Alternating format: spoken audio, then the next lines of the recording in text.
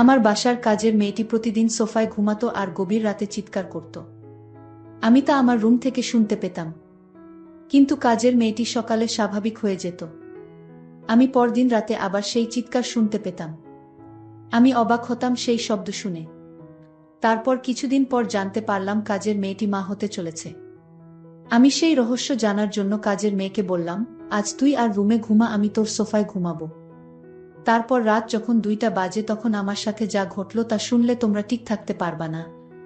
তাহলে আসল ঘটনাটি খুলে বলি। আমি শারমিন। বয়স আমার 26 বছর। আপনারা প্রায় সবাই আমাকে খুব ভালো করেই চেনেন এতদিনে। আমি আমার বেশ কিছু ঘটনা আপনাদের সাথে শেয়ার করেছি এর আগে। আজ বলব কিছুদিন আগের এক রোজার ঈদের রাতের কথা। আমার ড্রাইভারের নাম সৈকত। বয়স 40 বছরের মতো হবে। প্রায় 2 বছর ধরে ও আমাদের গাড়ি চালিয়ে আসছে। ওর আচার আর চাল চলন একটু ভালো করে দেখলে যে কেউই বুঝে ফেলতে পারবে সে একটা খারাপ মানুষ। ওর বউ থাকে গ্রামের বাড়িতে, থাকে ওর সন্তানদের সাথে। সারা বছর ও ঢাকাতেই থাকে আর শুধু পূজার সময় ছুটি নিয়ে বাড়িতে যায় কয়েকদিনের জন্য। সৈকত যে একটা চরিত্রহীন তা আমিও আসার পর প্রথম দিন গাড়িতে চড়েই টের পেয়ে গিয়েছিলাম।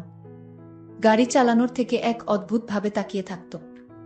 আর খাবার জন্য ঘরে এলেই আমাদের কাজের মেয়ে সাইমার দিকে তাকিয়ে থাকাতো। এমনকি আমার দিকেও তাকিয়ে থাকে সুযোগ পেলেই। প্রথম দিকে একটু কেমন কেমন লাগলেও আস্তে আস্তে ব্যাপারটার সাথে মানিয়ে নিয়েছিলাম, এটা পুরুষদের জন্য স্বাভাবিক মনে করেই। এভাবে প্রায় বছর খানিক চলে গেল। থাকার জায়গা না থাকায় ও আমাদের গ্যারেজের সাথে থাকা ছোট একটা রুমে থাকত। এতে কাজেরও সুবিধা হতো। ওকে দিয়ে ঘরের অনেক ছোটখাট কাজ ও করিয়ে নেওয়া যেত। আমি আর সাইমা প্রায় প্রতি রাতেই একসাথে টিভি দেখতাম। যখন আমার স্বামী দেশের বাইরে থাকত, রাত একটু গভীর হয়ে গেলে আমি আমার খাটে এসে ঘুমিয়ে পড়তাম। আর সাইমা একা একা আরো কিছু সময় টিভি দেখে সোফাতেই ঘুমিয়ে পড়ত। ওর ঘরে যেত না। এভাবে একদিন রাতের বেলা আমি টিভি ছেড়ে উঠে এসে আমার খাটে ঘুমিয়েছিলাম আর সাইমা সোফাতে ঘুমিয়েছিল। রাত প্রায় 2টার দিকে কি যেন একটা শব্দে আমার ঘুম ভেঙে গেল। ঘুম ভাঙার পর আমি আর শব্দটা পেলাম না। আমি আবার ঘুমিয়ে পড়তে যাব এমন সময় মনে হল ফ্রিজ থেকে একটু ঠান্ডা পানি খেয়ে নিই। খাওয়ার জন্য আমি খাট ছেড়ে ডাইনিং রুমের দিকে গেলাম। যাবার সময় ড্রয়িং রুমের মধ্যে টিভি এর হালকা আলোতে নড়াচড়া দেখতে পেলাম। আমি কোনো আওয়াজ না করে দাঁড়িয়ে গেলাম কি হচ্ছে তা দেখার জন্য। যা দেখলাম তাতে আমার মুখ যেন হা হয়ে মাটিতে পড়ে যাবার দশা হল। আমি এই দৃশ্য দেখে পুরো হতভম্ব হয়ে গেলাম। আমার মাথা যেন কাজই করছিল না। আমি প্রায় 10 মিনিট মতো মনে হয় দাঁড়িয়ে দাঁড়িয়ে সাইমার এক অদ্ভুত দৃশ্য দেখছিলাম। সৈকত আর সাইমার দৃশ্যটা দেখে আমি আর নিজেকে ধরে রাখতে পারছিলাম না। তাই কোনো কিছু করে বসার আগে আমি তাড়াতাড়ি ওখান থেকে সরে এলাম। আর পানি খেয়ে কোনো শব্দ না করে আমার খাটে ফিরে আমি যা দেখেছিলাম, সাইমা এমন করতে পারে আমার কল্পনার বাহিরে। আমি এসব কি দেখছি? সাইমা তাহলে সৈকতের সাথে কি প্রতিরাতে? না, এটা কিছুতেই আমি মেনে নিতে পারছি না। কি হচ্ছে আমার ঘরে এসব? আমি জানতাম কাজের মেয়েটি অনেক ভালো ছিল। আজ তার দৃশ্য দেখে আমি নিজের চোখকে বিশ্বাস করতে পারছি না। আমি কাজের মেয়েটাকে জিজ্ঞেস করলাম, কতদিন ধরে চলেছে? মাথা নিচু করে চুপ করে দাঁড়িয়ে রইল। আমি ওকে অভয় দিয়ে বললাম, ভয় পাস না, আমি তোকে কিছু বলছি না। কিন্তু ও যদি তোরে কিছু বলে তাহলে আমি ওকে পুলিশে দেবগু। সাইমা তখন হতচকিত হয়ে বলল, না আপা, সৈকত আঙ্কেল আমাকে জোর করে কিছু বলে নাই। আমিই তো ওকে বলেছি। আমরা প্রায় 2 মাস ধইরা আমাদের চলেছে আমি ওর কথা শুনে অবাক হয়ে গেলাম। একটু পরে ওকে বললাম, কি বলছিস? তোর বাপের বয়সী একটা লোকের সাথে 2 মাস ধরে? ওকে তো তুই কাকা বলে ডাকিস। তার উপর ও একজন হিন্দু গো।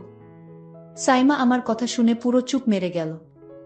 মাথা নিচু করে দাঁড়িয়ে রইল। আমি বললাম, কি রে, কিছু বলছিস না কেন?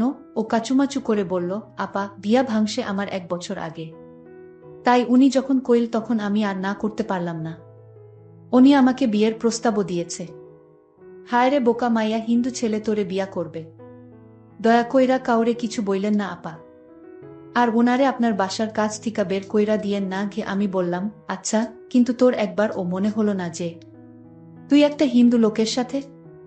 উত্তরে সাইমা বলল, আপা, উনি হিন্দু হলে কি হবে, ওনার আচরণ অনেক ভালো। উনি মুসলমানের চেয়ে অনেক ভালো। আমি কত মুসলমান দেখেছি, কিন্তু ওনার মতো আমি কাউকে দেখিনি। যে উনি একজন হিন্দু তা শুধু নামে মাত্রই। আমি ওর কথা শুনে পুরোপুরি চুপ হয়ে গেলাম। আর কিছু না বলে আমি ওখান থেকে চলে এলাম। এভাবেই চলছিল ওদের। আমি মাঝখানে আরও অনেকবার ওদেরকে ড্রয়িং রুমের সোফাতে দেখেছি একসাথে বসে গল্প করতে। আমি আর বাধা দেইনি সাইমার কথা চিন্তা করে। এখন আসি মূল ঘটনায়। সেদিন রাতে আমি আর সাইমার অন্যান্য রাতের মতো ড্রয়িং রুমে বসে টিভি দেখছিলাম। রাত প্রায় 12টা বাজে। তার দিকে সাইমা আমাকে জিজ্ঞেস করল, আমি ঘুমাতে যাব কিনা। আমি না বললে ও বলল সারা দিন বাড়ির কাজের চাপে ও খুব ক্লান্ত। ও রুমে ঘুমাতে চলে যাচ্ছে। এই বলে ও চলে গেল ঘুমাতে। আমি সোফাতে শুয়ে টিভি দেখতে লাগলাম। প্রায় আধা ঘন্টা টিভি দেখার পর আমারও খুব ঘুম আসতে লাগলো। কিন্তু আমি টিভি ছেড়ে বেডরুমে গেলাম না। টিভি দেখতে দেখতে আমি সোফাতেই শুয়ে ঘুম ঘুম চোখে টিভি দেখতে লাগলাম। কিছুক্ষণের মধ্যেই আমি ঘুমিয়ে গেলাম। রাত হয়তো তখন 2টা হবে। হঠাৎ একটা শব্দের কারণে আমার ঘুম ভেঙে গেল। ঘুম ভাঙার পর আমার কয়েক মুহূর্ত সময় লাগলো। পুরোপুরি সম্বিত ফিরে পাবার পর আমি বুঝতে পারলাম কি ঘটতে যাচ্ছে। আমি ঘুমের ভান ধরে ঘুমিয়ে রইলাম। আমি বুঝতে লাগলাম দেখি কি হয়। সৈকত যখন আমার সোফাতে সাইমা ভেবে আসলো। এরপর লোকটা বলে উঠল, কিরে সাইমা, এমন করিস না, আজকে কি হইল? আমার সাথে কোনো কথা বলছিস না যে? তুই কি আমার সাথে রাগ করেছিস? আমি গলার আওয়াজ শুনেই বুঝতে পারলাম যে লোকটা আর কেউ নয়, আমাদের ড্রাইভার সৈকত।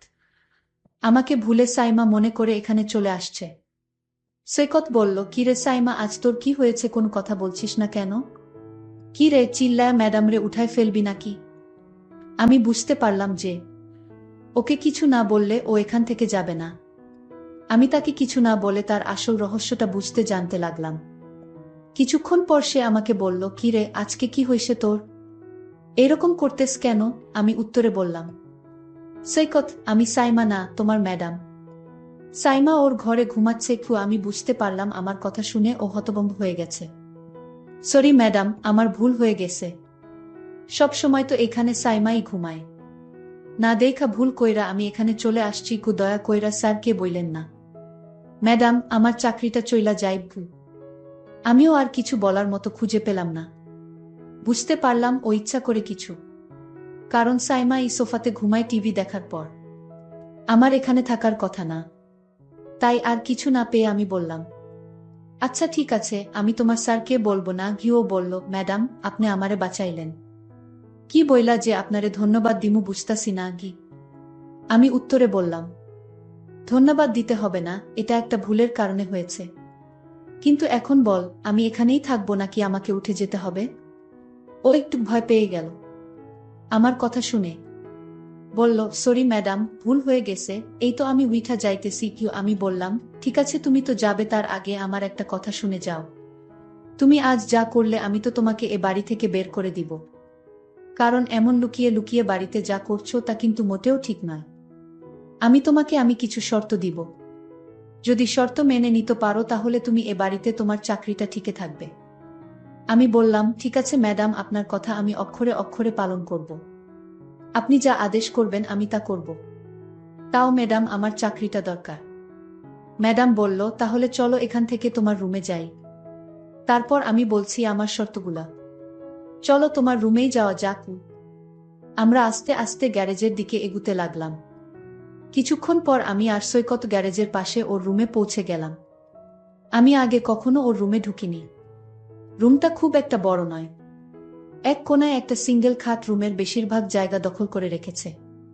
ছোট একটা টেবিলের উপরে ছোট একটা টিভি আর কয়েকটা মূর্তি। খাটের নিচে একটা ট্রাঙ্ক। হাঁটাচলা করার জন্য খুব সামান্য জায়গা আছে রুমটাতে। বসার জন্য একটা চেয়ারও নেই।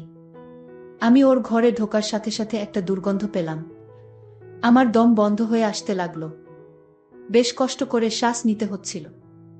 আমার অবস্থা দেখে ও বলল, এই তো ম্যাডাম, 2 মিনিটের মধ্যে ঠিক হয়ে যাবে। আমি ফ্যান ছাইরা দিতেছি কি, এই বলে ও ফ্যান ছাড়ল। মিনিট 2 পরে আমি মোটামুটি ঠিক হয়ে গেলাম। সবকিছু স্বাভাবিক হবার পর আমি বললাম, আচ্ছা, তাহলে আর দেরি না করে আপনার শর্তগুলো শুনে নেওয়া যাক। বলেন ম্যাডাম, বলেন আমার কি করতে হবে? নয়তো আমার যেতে অনেক দেরি হয়ে যাবে। আমি এর কথা শুনে হেসে বললাম, আমি আজ তোমাকে যা বলবো তোমার কিন্তু তাই করতে হবে। আমি বললা, ঠিক আছে ম্যাডাম, আপনি বলুন। আমি তখন সৈকতকে বললাম, তুমি সাইমার সাথে যা করেছিলে আমিও তা করতে চাই। ম্যাডামের এমন কথা শুনে আমার গলা শুকিয়ে গেল। আমি ম্যাডামকে বললাম, আমি এক গ্লাস ঠান্ডা পানি খেয়ে তারপর বলছি। সৈকত তখন এক গ্লাস ঠান্ডা পানি খেয়ে বলল, ম্যাডাম আপনি যা বলেছেন তা কোনোদিন সম্ভব না, কারণ আপনি একজন বড় লোকের মেয়ে ম্যাডাম। আর আমি আপনার গাড়ির ড্রাইভার, আপনি একবার ভেবে দেখেছেন? আমি বললাম, সৈকত তুমি যদি আমার কথা রাখো তাহলে আমি তোমাকে একটা পুরস্কার দিব। আর সেই পুরস্কার পেলে তুমি অনেক খুশি হবে আমি আশা করছি। ম্যাডাম আপনার কথা কি আমি না রেখে পারবো? আপনি যা বলবেন তাই হবে। ম্যাডাম তখন বলল, তাহলে দেরি করছো কেন? যাও, আমি এখন যা বলবো তাই করো। তুমি প্রথমে ঘরের জানালাটা বন্ধ করে দিয়ে আসো। আমি ম্যাডামের কথা শুনে অবাক হয়ে গেলাম। আমি ম্যাডামকে বললাম, ম্যাডাম ঘরের জানালা খোলা রেখে কি বলা যায় না? ম্যাডাম তখন রাগ দেখিয়ে বলল, আমি যা বলছি তাই করো, অতিরিক্ত কথা বলবে না।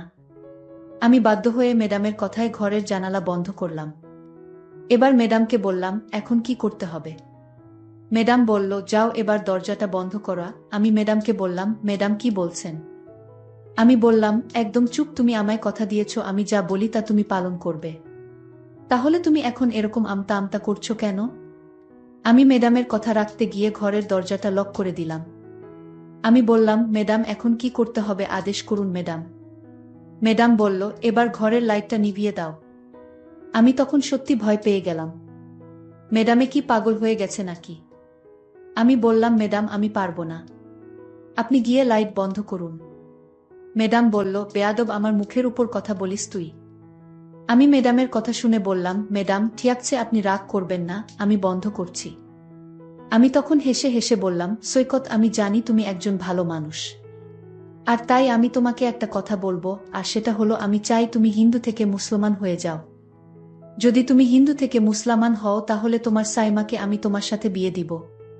আর সাইমা যেহেতু মুসলাম আর তাই তার বাবা এটা মেনে নিবে না। আমি ম্যাডামকে বললাম, ম্যাডাম কিন্তু। আমি বললাম, কোনো কিন্তু না, তুমি আমায় আগেই কথা দিয়েছ আমার কথা রাখবে। আর তাছাড়া সাইমা মা হতে চলেছে, আর তাই তোমার এখন তাকে বিয়ে করতে হবে। আর তোমার ঘরে আমি আসার কারণ হচ্ছে আমি তোমাকে পরীক্ষা করছিলাম তুমি ভালো না খারাপ। আসলেই তুমি একজন ভালো মানুষ, তুমি আমার পরীক্ষায় পাশ করলে। সাইমা যা বলছে তাহলে তা সত্যই বলছে। আসলে তোমার মতো মানুষ খুব পাওয়া বড় কঠিন। আমি সাইমার সাথে তোমার বিয়ে দেওয়ার জন্যই তোমাকে এখানে নিয়ে এসেছি। সৈকত বলল, ম্যাডাম আপনার যা ভালো মনে হয় তাই করেন। বন্ধুরা, আজকের গল্পটি তোমাদের কাছে কেমন লাগলো তা অবশ্যই কমেন্ট করে জানাতে ভুলবেন না। আর প্রতিদিন এরকম নতুন নতুন গল্প পেতে আমার চ্যানেলটিকে সাবস্ক্রাইব করে পাশে থাকবেন। ধন্যবাদ।